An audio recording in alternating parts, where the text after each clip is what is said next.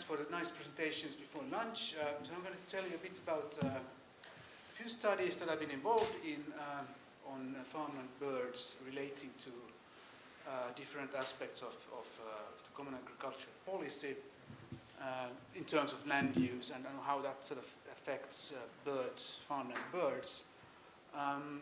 Just as a landscape ecologist, this might a bit relate to the talk by Markus later on here.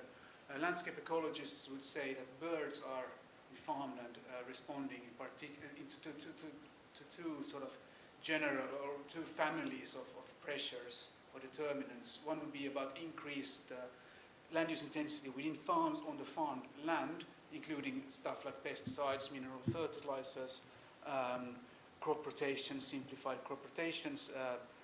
Crop rotations also simplify landscapes.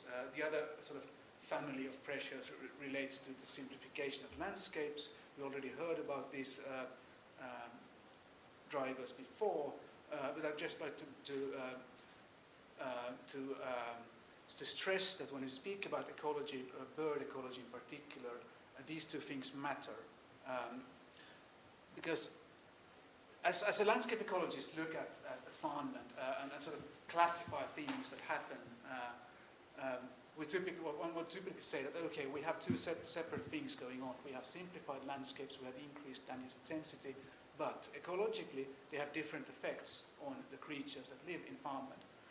Increased land use intensity will lead to a loss of resources. We heard about partridge chick food in particular. This would be an excellent example. What happens on landscapes is that we lose particularly important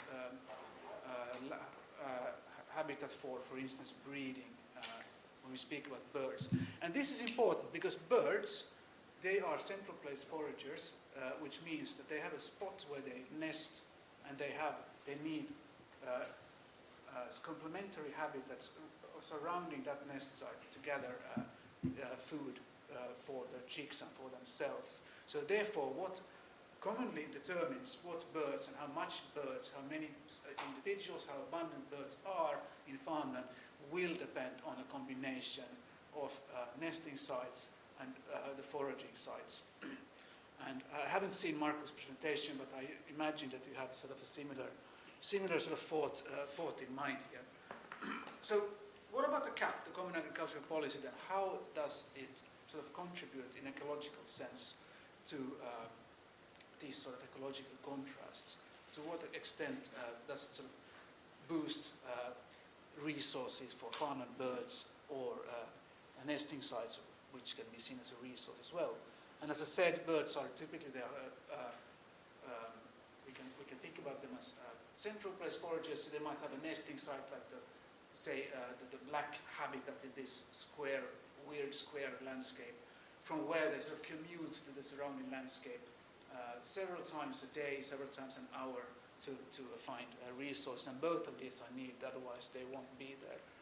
Oh, and so the CAP, this is maybe already history. This is what the CAP looked like. The last CAP around 2014-2020.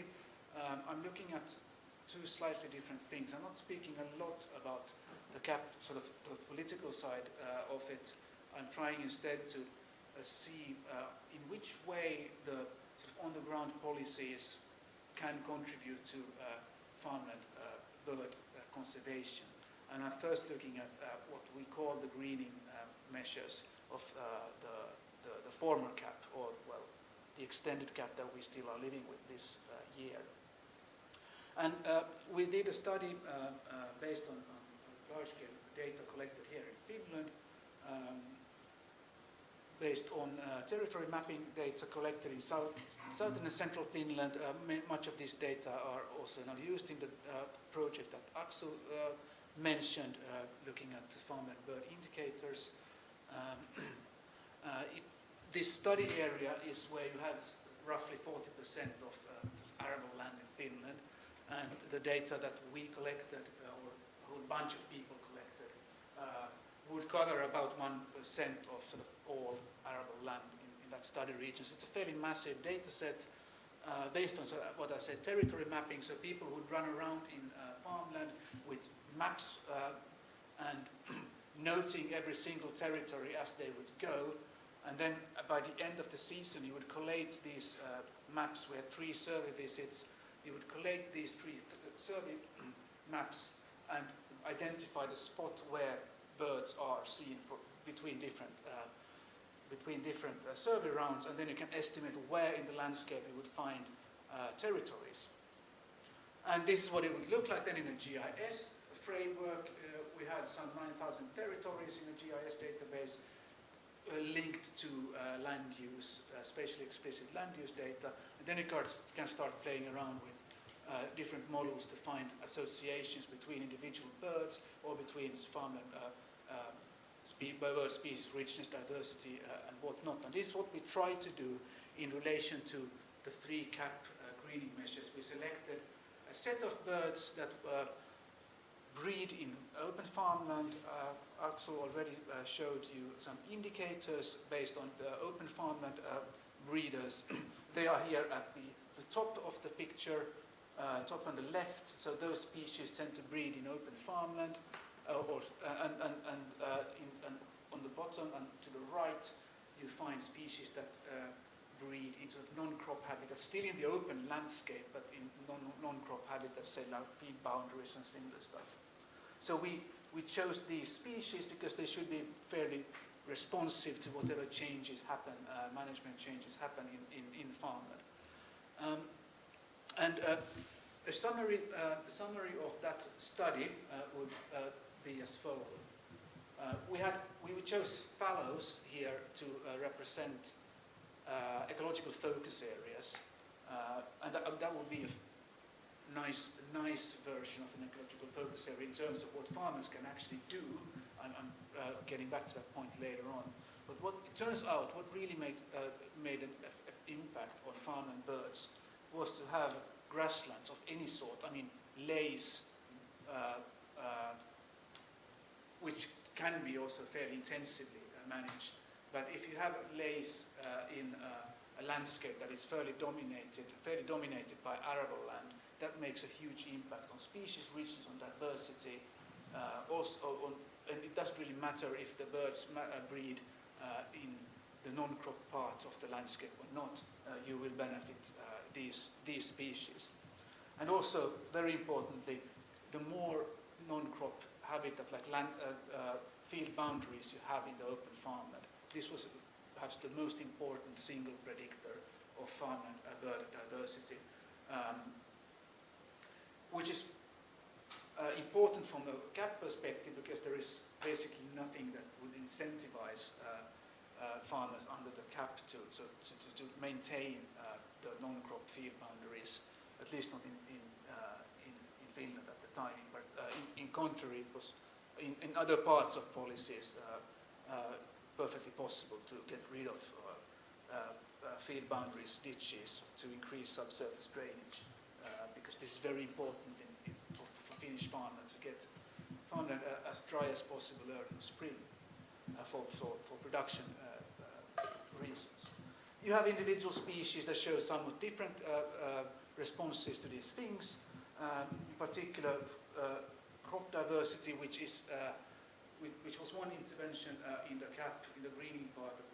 There was a lot of hopes that this would bring a lot of benefits, because it would be fairly easy for a farmer to tamper with different crops in fields, because this would basically still be something that benefits production. You would need to do a lot sort of additional work as a farmer. But it didn't really play out for sort of to benefit species diversity or richness or so on. But there is one important thing, and this relates to birds being what they are, that they have a nesting site and they have areas where they pick their food. Stuff that you do in farmland tends to be context dependent because you have interactive effects of different types of habitats.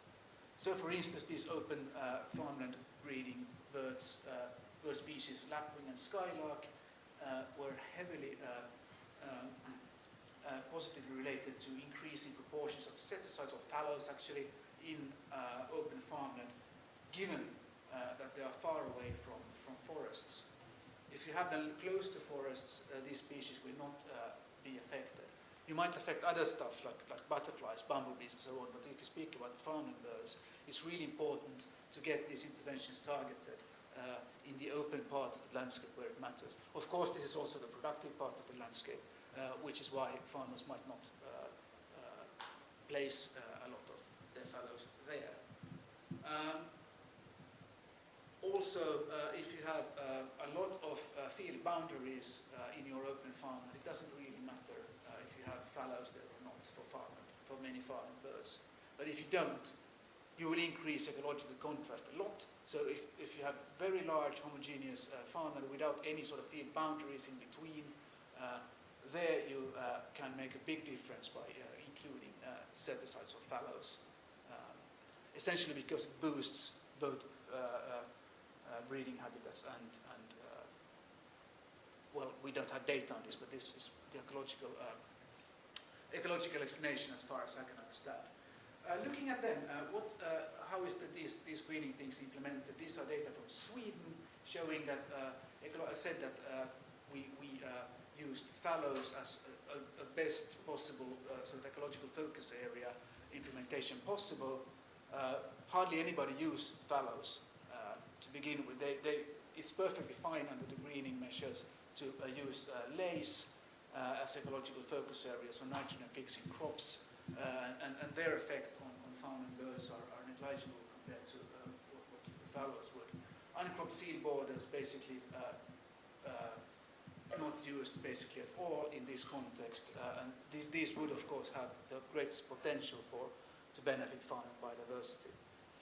So an issue with this system was that the menu of choice is like skewed in terms of what people would do, and I suppose this would be the case in any country. The second is then that the requirement of ecological focus areas, they were, at least in Sweden, very low. I don't know to which extent this is policed in different ways in different countries, but like an open strip with open land would suffice as an ecological focus area. This is not bringing a lot sensible resources for most farming birds. The one to the right would be completely different compared to the one to the strip to the left, for instance. And the same goes for fallows. These are both fallows under the greening obligations from Sweden.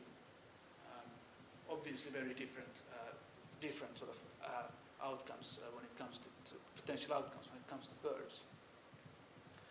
So this is kind of the part of the policy that farmers, if they want to have the greening part of the sort of compensation, this is what can be sort of affected fairly easily. Then there's voluntary, or there was voluntary stuff that farmers could choose from, and we had a look at one particular such measure in Sweden. In woody pastures. This is not really as important in Finland because we don't really have these habitats here. But what happened during this CAP period was that it was not allowed to have more than 100 trees per hectare on these woody pastures. And believe me or not, this was actually an improvement from what they had from before, when you were only allowed to have 50 trees per hectare. And what happened here was that before this, there were no restrictions on how many trees on woody pastures, the tree density. What happened was that a lot of farmers abandoned the subsidy system completely because it was too complicated. Others, because they really wanted to ensure that they get the money, they simply cut all trees, in particular the old, really nice oaks that you basically only find in fairy tales nowadays, which are really important for biodiversity. So this was a huge unintended sort of backlash, policy-driven backlash. And the funny thing is, well, not perhaps funny, but if we look at the effect of tree densities in pastures, even in situations where you have more than 100 trees per hectare, which is essentially somewhere here, the scale here is square root transformed, somewhere here, you basically have a higher diversity of plants, of bats, birds, it's just 100 trees per hectare might be sufficient. But you lose actually the most biodiverse pastures because of policy formulation that was never intended to have this effect. And this is just to illustrate that this is a really complicated business to fine-tune these rules and regulations.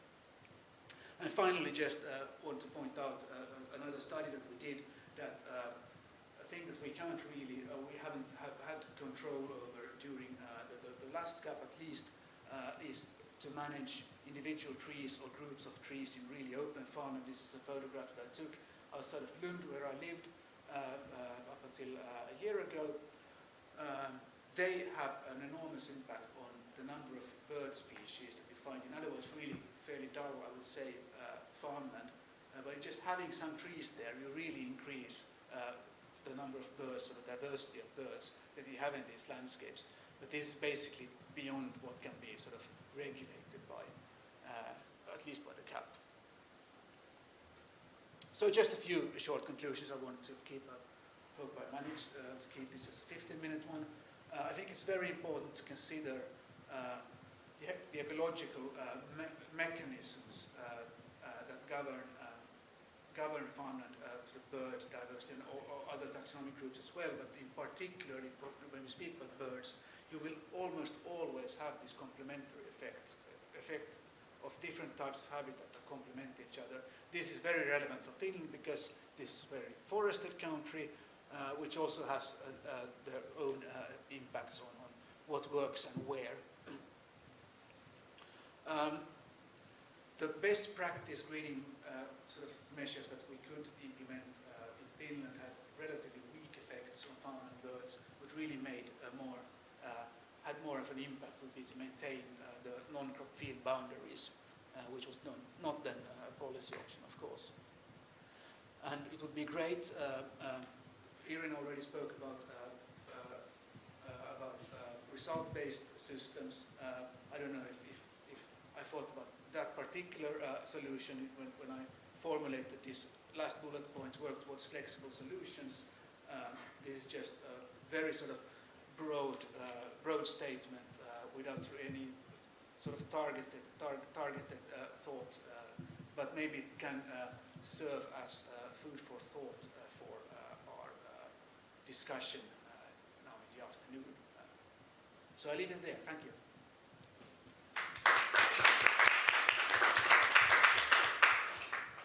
Thank you, Johan, for a very, very interesting talk. Do we have questions?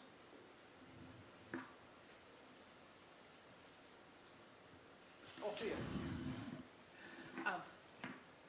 Just going forward, have you given any thought to what the next CAP is going to do, and any comments on any of the things you see coming out yet? So I haven't followed it at all. Okay, that's probably I don't know if Heidi or safer. Iryna has anything more to say about that. Absolutely sure more than I have, because I have basically nothing. I don't know what the process has been looking like. I haven't been involved. The eco-scheme aspect, I was wondering. Is your question about Finland or more generally? Generally, probably more, or anything on Finland you care to say about the eco-scheme aspects, because the greening seemed to us to really not be very useful. Yep. Would be the way we, not good. And we're just wondering what your thoughts are about the eco-scheme aspects that are going forward in the next CAP. Yeah. So what in Finland happens, and well, in the European Union happens, is that so-called greening, which was disastrous and absolutely useless, is now moved into so-called enhanced cross-compliance level. Okay. So it's kind of status quo anyway. And that's on the whole European Union level. And then what happened in each country, there is a freedom to choose your own eco-schemes, of course. So in Finland, our government moved some of the simplest sort of agri-environment schemes like fellows into the eco-scheme. So it's now eco-scheme. Okay. And because, unlike in Sweden, this greening really had fellows. So we already have enough of it. So it's not such a big issue. Not a big issue. Though now, as you can see, we forced a little bit higher target level. Okay. So you have to work a little harder. Well, farmers. Yes. but as I say now, probably not anymore because of the need to produce more fodder to feed Yeah, people, domestic animals. domestic no, animals. it's Okay. forage that is now the problem. a problem in the European Union. It's Okay. been imported from Russia and Ukraine, rapeseed oil specifically. Yes. So now because the source is interrupted, there's a big pressure to blow make up more. all fellows to grow more fodder for pigs Yeah. and cattle. Yeah. Yeah, we this was don't of course know- then completely outside the policy thing. I mean, this just happened now. And Yeah. It was that's- completely out, not on the map of anybody, of course. Yeah. Yeah. Yeah. I'm sure these will be discussed in later on when we start Yes, discussing these things. Because I have understood that in the new cap we will lose these field margins that we had, that will not be an issue anymore. That now you don't have to have, because we had this that we are obliged to have 1 meter field margins. You could have that, but I think that is now lost in the new one. It's in cross compliance. Okay. It's moved. So we used to have this buffer Yes. strip of 1 meter along water Yes. courses and 3 meter along the bigger Bigger. areas. Mm. And now this 1 meter is in cross compliance. Okay. Okay. So it's there. Yeah. Okay, that's good. And of course, these landscape elements are all in cross compliance, but they don't include margins, for example, in between fields. Yeah. So they include It's some only- elements like wood lots, Okay. but not ditches, not the margins. Okay. Thank So you. woodlots are then not complicated politically. So next one we have Iryna. Is it Megan? Yes. Okay, but I will be short because So because Emma has not been able to attend today, so we will be hearing Emma's presentation from Iryna. It's about biodiversity educational network.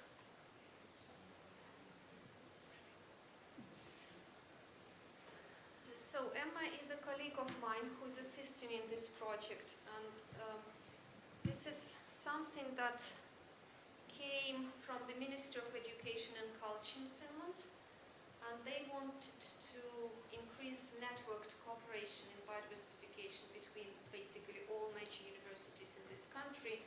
So the only one that is not here is Tampere, because it didn't have any sort of programs that suited it, but as you can see, Eastern Finland, so forgot now. Okay, Jyväskylä, Oulu, Turku, Helsinki are all in. Joensuu, Eastern Finland, yes. So I lead work in from the University of Helsinki, and what I found interesting, all other universities have biology departments represented in the network, and I'm the only one who is not from biology side. Though I'm an ecologist, I spent last 20 years with agriculture and forestry faculty. So that's quite an interesting experience in this respect. The rationale is very simple, is actually to bring out biodiversity education into like more on the curricula and beyond academic also world. And also to cooperate in what we're doing, especially now with this online learning, the new possibilities that are open to students like yourselves now to attend courses in every global university almost. So why should we teach the same course separately? Why don't we pool the resources and do it better together? So the network brings together the strengths of different universities because, for example, what is like focus in Oulu is different from Jyväskylä and that from Finland. So in some universities, Arctic research is very big issue. In some, there's a lot of on peatland biodiversity. With us, our university is the only one in this country that does anything on agriculture. Surprise, surprise, yes. We're the only higher education institution that teaches in agriculture. Urban environments, and again, to combine resources on these new methods of assessing biodiversity, of monitoring biodiversity, of working with big data, etc. etc., with law and policy, communication. Also, we have several biological stations in this country, so how to cooperate with this, because it's quite expensive to support those stations. Also to look for some very topical issues on biodiversity conservation, not just sort of traditional courses that have been there for decades now and we teach the same thing again and again. Also, what I particularly is driving through is that to teach biodiversity not only to biologists. We know about it. So what do we want our agronomists to, and foresters and economics people and people from social scientists know about biodiversity? That's a big question mark, basically, how to mainstream this into the society at large. This is part of this lifelong learning, so that whatever you are probably a policymaker and you want to get some education, basic education, few skills on biodiversity. That how do you do it, etc. So just one slide I think about outcomes of relevance to birds and farmland is that we have reached a stage now that after like long, lengthy legal negotiations, we have a cooperation agreement across all universities of easy credit exchange for the shared courses. So we have like 30 different courses compiled from different universities, which can be attended by students from any of those universities, and the credits will be transferred. And also they will be open to open universities, so students that are not registered with any of these universities. And one of those courses with birds is from University of Oulu, and this is about mastolintutuntemus, field identification of birds. And it's being done with BirdLife in Finland. There is this TIRA system by which you can enter your observations of birds on the national scale, and it teaches you some identification, and it's based on this use. And it is entirely self-learning in DG Campus, and it will be available to all network students and also this open university learners. And that's the only course on birds that we have. All other courses are different. But that's the start. Then a second thing that we're doing is an absolutely brand new course called Biodiversity.now. And it will be 2 credits as a mass open course, MOOC, and then accompanied by possibility of a project module, 3 more credits. So the first part it will be run for open to everyone basically, and then the third part will be run by each university like separately, adopted to their own needs. It will be open under Climate University. If you ever seen it, it's quite interesting. This is a meteorology department or faculty in our university that has been running it for some decades now. So they have about 15 courses by now that are open to everyone. It's entirely online learning, and you can see here they're in English and some of them also in Finnish. Circular climate, climate communication, leadership for sustainable change. So here there will be Biodiversity.now also, and then ideally also in Finnish. And it will be also open to several universities in Europe through another Erasmus Plus project, Una Europa. So also how to cooperate on the European Union level in delivering high quality, innovative, sort of modern education. And I'm super kind of motivated of getting biodiversity there as a topic. And I also have some sort of called themes there where I speak about biodiversity and agriculture. And I actually talk now with Aksu about using some of his slides in this. And that's all from me. So the question that I ask you for later workshop, if you have any ideas of how, again, to bring farmland birds into this wider vocational education through the courses, for example, Biodiversity Now, please give me your ideas. As I say, it's a master level course, but it should be on a level that anyone except biology can can get it. Even if you're a student in international policy, you can go and do these 2 credits on biodiversity. It's a big challenge, but it's a very exciting one.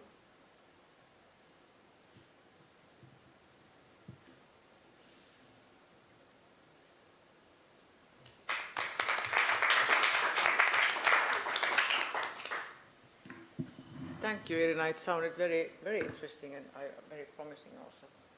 Yeah. Any questions? And we involve students all the time. Their ideas, how to do, what to do. We had workshops now internationally, this Una Europa and also in Helsinki University. There's now piloting being open.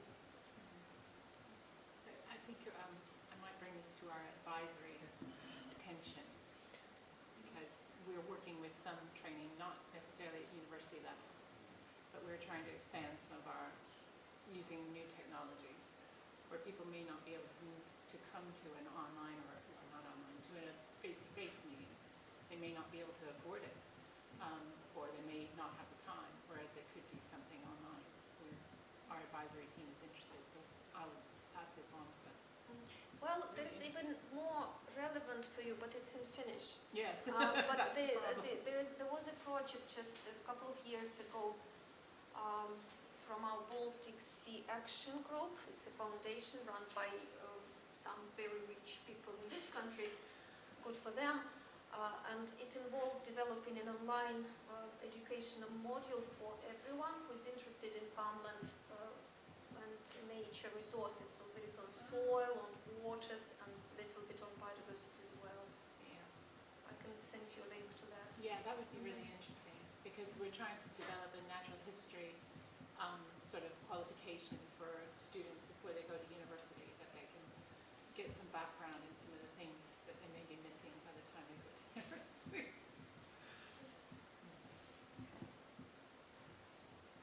So the climate university, so it's free and it's for everyone, For university students and for open university students. Okay, yeah, but it's not You for. have to register. Yeah, It's okay. not open to just anyone. You Yeah. still have to register. Okay.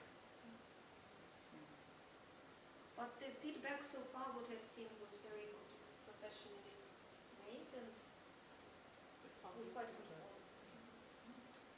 So I think, because I was thinking maybe reaching out also to the, not to the university level, but students that are maybe like studying agriculture at the lower level, who are becoming the farmers, who are becoming the doers, who are becoming those people that are on farmland and doing the work.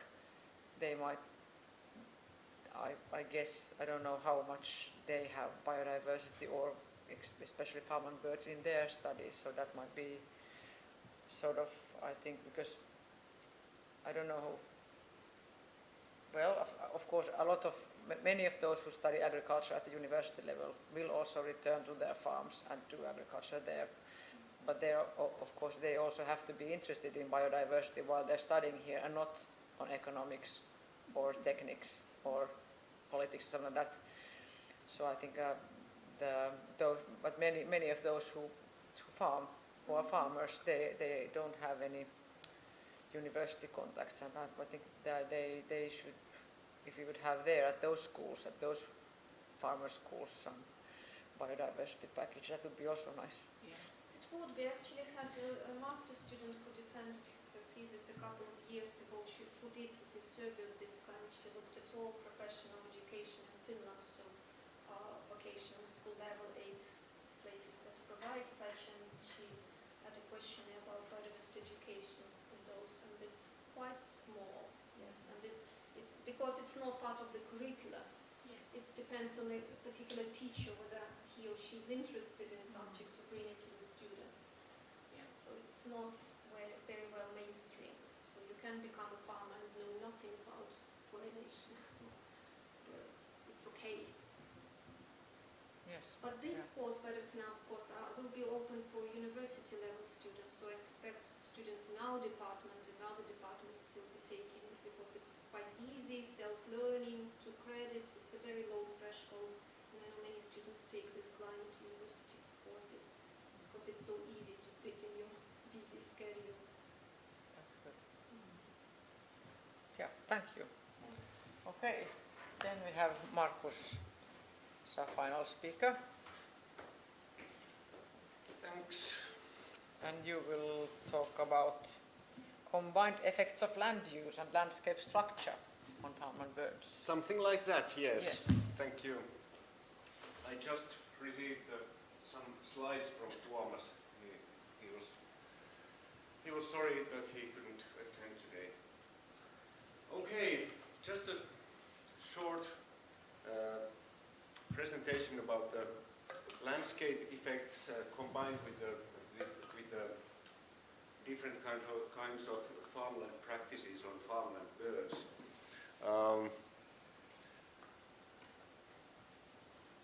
Our bird community has changed a lot during the last 100 years.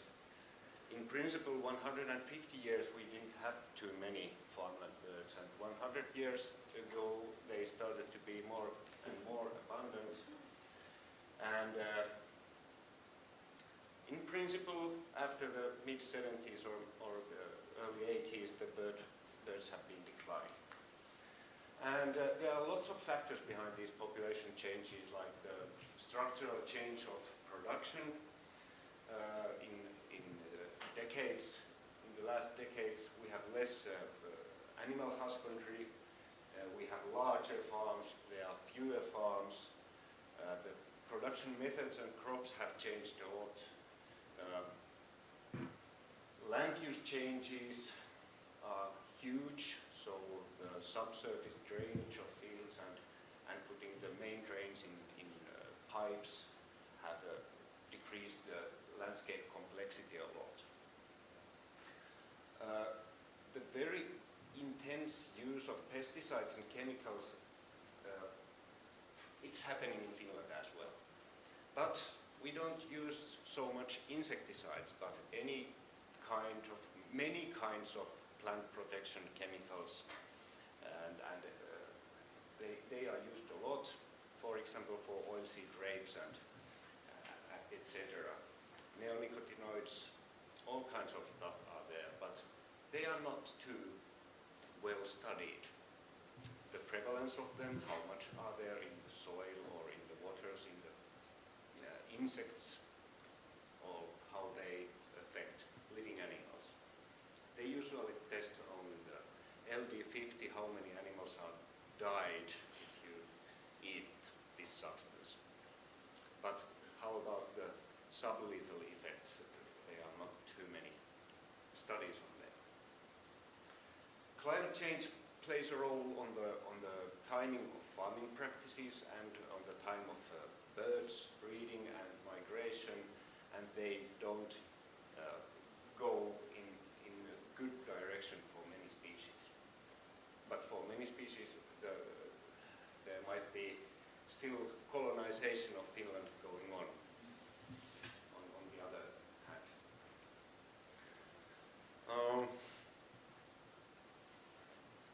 Here are some figures about the structural changes in Finland from the last 100 years almost. So we can see that the animal husbandry has been going down for 50 years or something like that, and especially the proportion of dairy farms has been declining. This means that the natural type of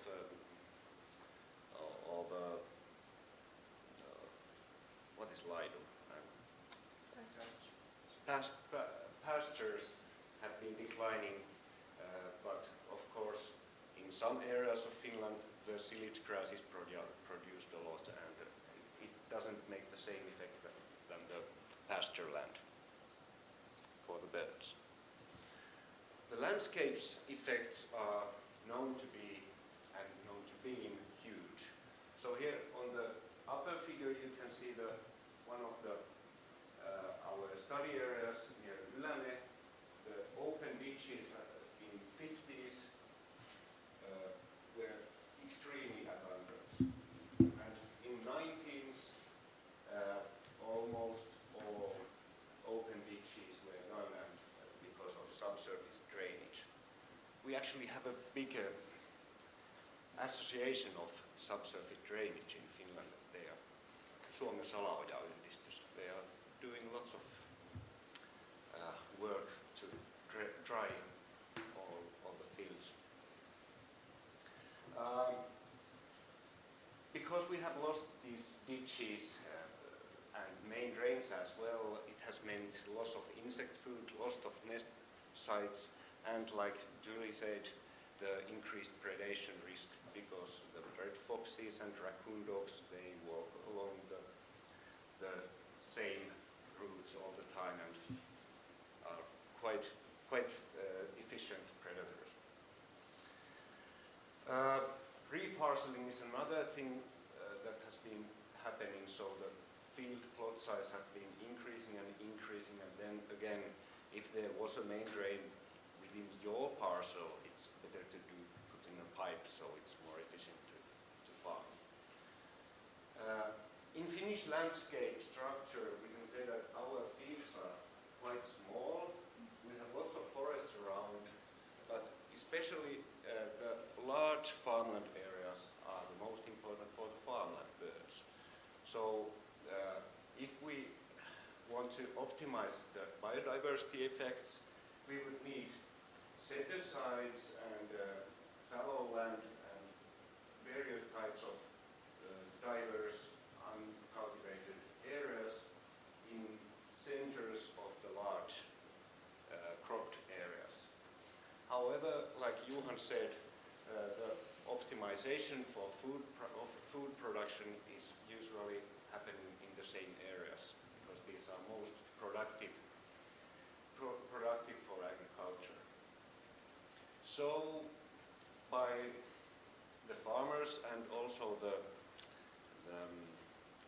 policy has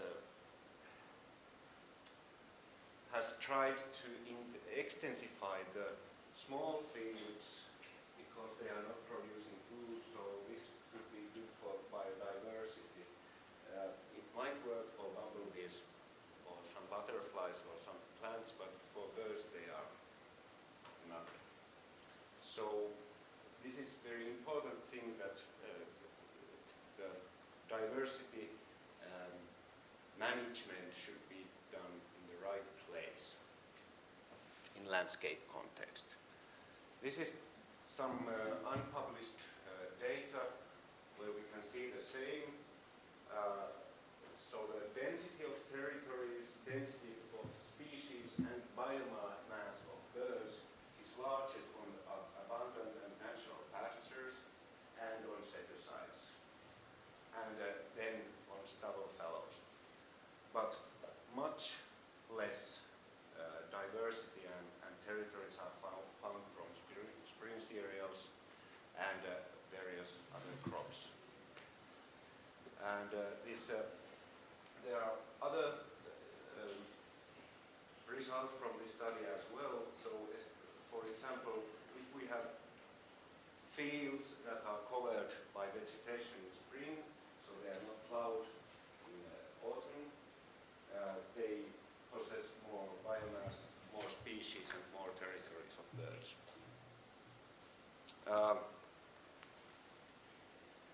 And this tells the same thing. The width of the open agricultural area, so the landscape openness, determines a lot of the territories, of density of territories and so on. So the largest open areas are the most important. They should not be contact to large forest edges because it decreases the diversity of farmland birds.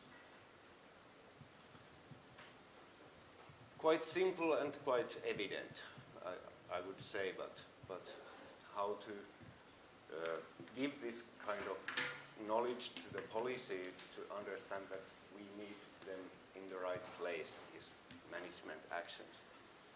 Because most significant field parcels for farmland birds, they make a huge effort on Finnish farmland birds. So perhaps 10% of agricultural area holds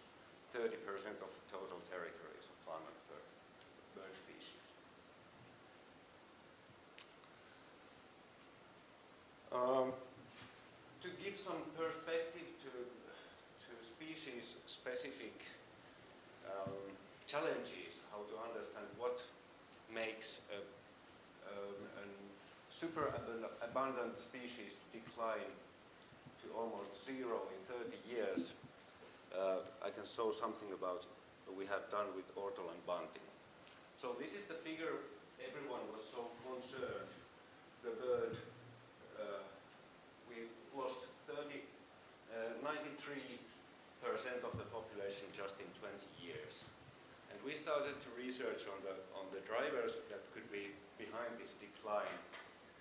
Starting from the migration route, so are our ortolans going through the Ewald area in France? We have studied adult mortality. We would love to study more about the reproductive and vital rates. What has been happening in the habitats of the species? Are there some kind of demographic problems? And how about the agrochemicals? We now know that the ortolans, Finnish ortolans, move or migrate to Western Africa. We actually don't know nothing about Western Africa or the Guinea region. What is happening there? Are there agrochemicals or whatever? But we know that our birds do not go through the Ewald area, at least now.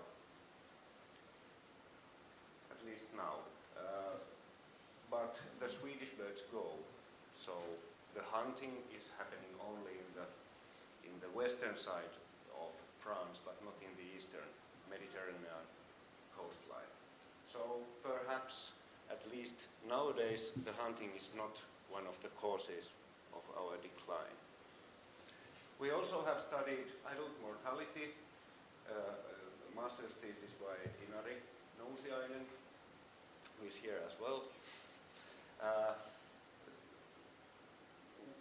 We found that the annual adult survival is 44%. It might be fairly okay, and typical for a long-distance migrant, but is it too low for the ortolan to compensate the bad reproduction? We don't actually know. We should do some kind of more analysis on and modeling, simulating these things. However, the adult survival of these birds was similar between areas that had different magnitudes of population declines. So it would mean that we should be more concerned about the breeding and reproduction. We know that the set-asides and ditches are in a key role for the species, but they need also the bare ground for feeding and foraging. They forage, try to find food on the open, bare ground, and it seems that the clutch size has declined just in 50 years by 1 egg. That would be an indicator of the female condition or the food abundance. And we all know that there are big concerns about the insect declines, large-scale insect declines in Europe. This is a little bit disgusting example on the plant protection products. This is one figure I just took from one of our study area. These red seeds are handled with this some kind of pesticide or fungicide, I think. And these seeds should never be available for any vertebrates because they are probably reducing the fertility of birds and they might make damage to fetus, and we actually don't know the special how these affect female birds or chicks, but at least we know that we find these kind of seeds everywhere in farmland. If you just take a walk there in spring and you can see everything like this.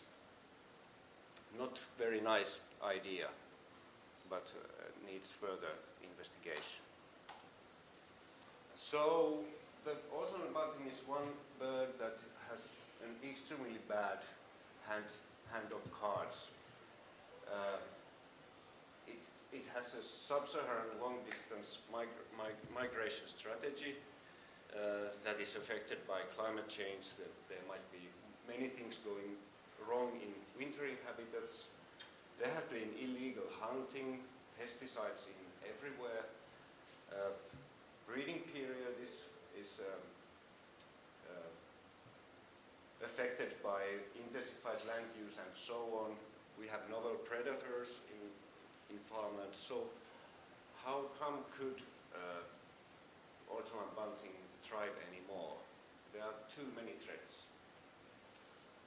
This is added by the fact that the demographic traits doesn't help this bird, because when the group size goes very down, the females do not find the males, the recruits do not find the group of other males. So I think that we currently have sink dynamics. We don't have these sources, big viable populations that could produce more recruits to the population. Very sad. But if we take the long-term perspective of this species, we can understand that it's a pioneer species. So when we have new fields and lots of new fresh agricultural area and bare ground and so on, the species started to increase from the 40s to mid-70s. Before that, it was something like nowadays or even less. So it colonized Finland when the agricultural intensification started. But then when the decline started in the early 80s, the bird was still super abundant with hundreds of thousands of pairs. Different drivers started to affect. These are not studied but suspectable drivers of the population. The ones we all know about the threats as for the birds. And now we are studying, actually, we have made intensive studies in this time period where the population is extremely small. And it means that we can't retrospectively study the drivers that would have been beneficial for the birds and what were the drivers behind the onset of the great decline. So we are perhaps evidencing some drivers of combined with the demographic problems of a small population, and the main drivers might be totally different like 40 years ago. So this makes decision making about the useful and beneficial measures for the farmland birds quite complex, because every single species might have different kinds of history and different kinds of habitat selection and landscape preferences. Another example is curlew. I just made this slide because we were talking about curlew for some minutes after Axel speak. For example, curlew, most nests are in cereal crops and they are lost in ploughing in spring. And usually curlews don't have enough energy for another clutch, so that year is done. Nests in grassland survive better, and field birches would be nice, but they are predated very frequently. They require also large open areas to be abandoned. So this means, because southwestern Finland is nowadays almost monocultures of spring cereals, so the curlews have not produced enough chicks for 30 years in southwestern Finland, and now we can see the effect. We don't have curlews in those areas anymore. But in eastern Finland, for example, they are quite good. So, in the end, I would pinpoint two things. One is that multiple drivers vary by species, space and time, and retrospective research on population drivers is usually not possible. So what we can do? We should perhaps try to understand the strongest threats and try to remove them and eliminate them. Also, we can go in food production back to 50s and in landscape and farming practices. So what is the reference time where we want to compare? What decades or what decades biodiversity would be the reference line we would like to have? Or is it just the case that we should protect what is left? Thank you very much.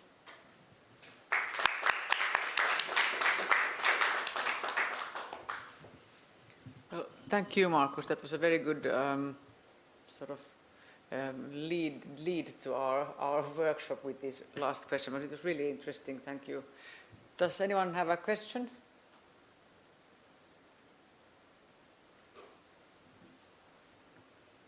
I had a lot of questions when I was listening. Yeah. Yeah. No, go ahead. Ask. No, the bunting situation.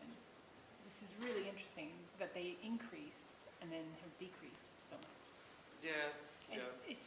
And but in the 30s we didn't have any lapwings, and now we have lots of them. And now you have lots of them, and we don't have hardly any.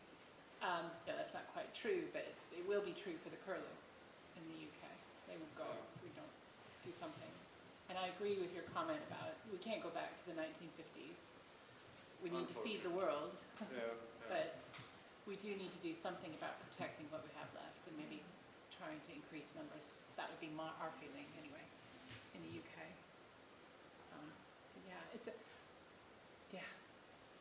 We'd really like to study what's going on. It's not fair. I wanted to, that particular picture with the buntings, sort of it's a nice sort of reflection on the development of Finnish agriculture. You can see when the agriculture starts to develop in Finland, when you lose horses, when you start getting these open field areas and you get this agriculture coming. So in the beginning, the Ortholands, they liked the tractors, they liked the open fields, because before, when you had horses and you had all agriculture was driven with horses, you had a lot more hay and that kind of lands. But then when you got tractors, you started plowing and getting open fields, and then everything was really nice. And then came too many tractors and too much pesticides, and then it starts going bad. So very many things got too much. Yeah, but I think it's a very nice. How is it? That the farmland birds, they need agriculture, but then the sort of the balance where how much agriculture they need. And I think that's sort of that's the thing that we should maybe think that how we could, because I think I also agree that this is something that we have been talking a lot about it. Where do we look at? Is it in the 1950s? Is it 200 years ago? We have we have many species that we said that have come to Finland during the last 100 years, have come and now they're going. So, of course, with the wetland birds, there's the same problematics there. So then we have to decide what we should do. But if we then again think if we don't do anything, that's not an alternative. Yeah, so of course not. yeah, maybe that could be now one of the things we could try to figure out here. Maybe one comment on that, lapwings and curlews, for example, and even skylarks that used to breed in the open peatlands, Yes, Exactly. which are turning to farmlands or forestry, yeah. So there hasn't been a landscape for them, but it's totally different nowadays. Yes, absolutely.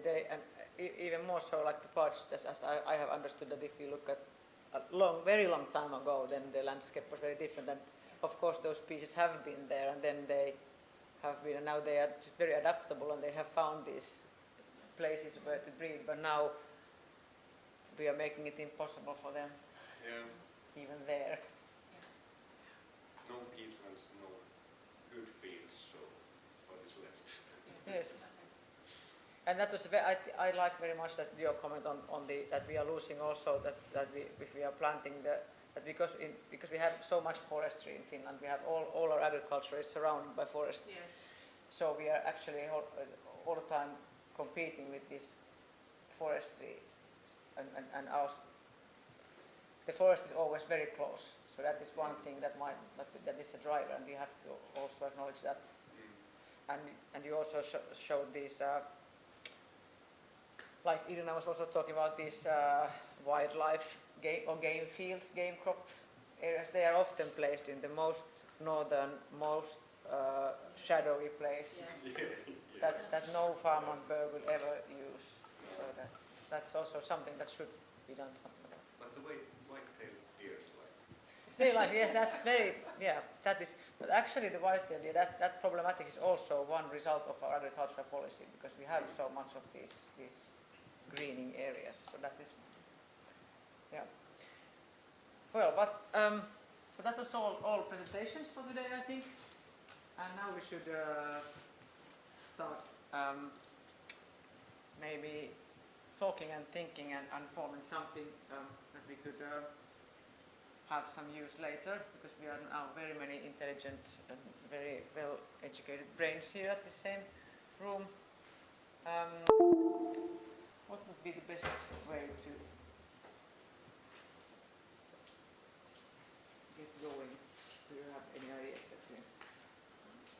I'm afraid you have to leave now. Okay, we're losing one. I might have another meeting starting next One year. brain is going. Yeah.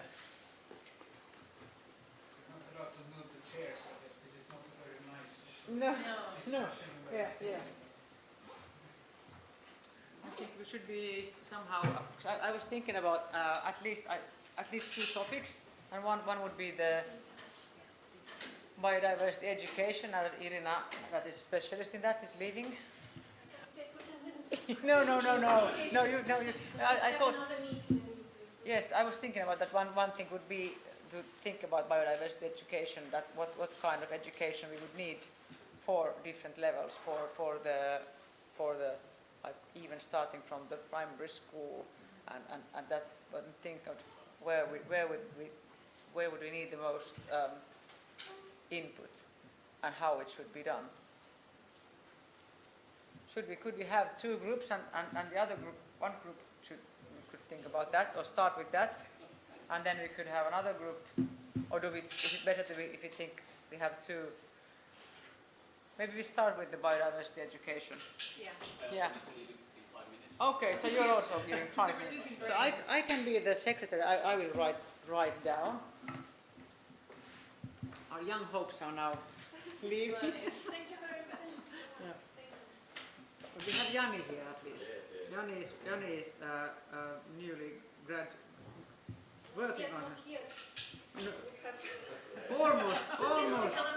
almost graduating. And Jani has been, and he has been doing work on farmers and their attitudes on pollinators, or like that, or knowledge on pollinators. Yeah. So I could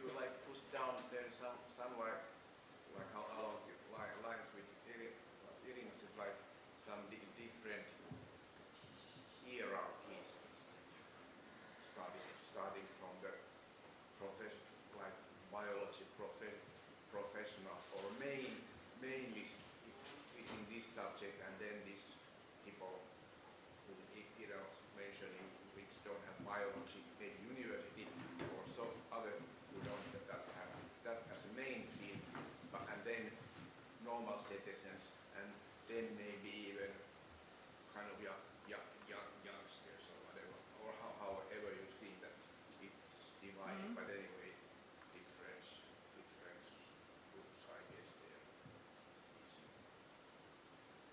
Yeah, By the way, is the recording still on or is it? I think it is. Yeah, it looks like it. I don't think this will be either to stop it.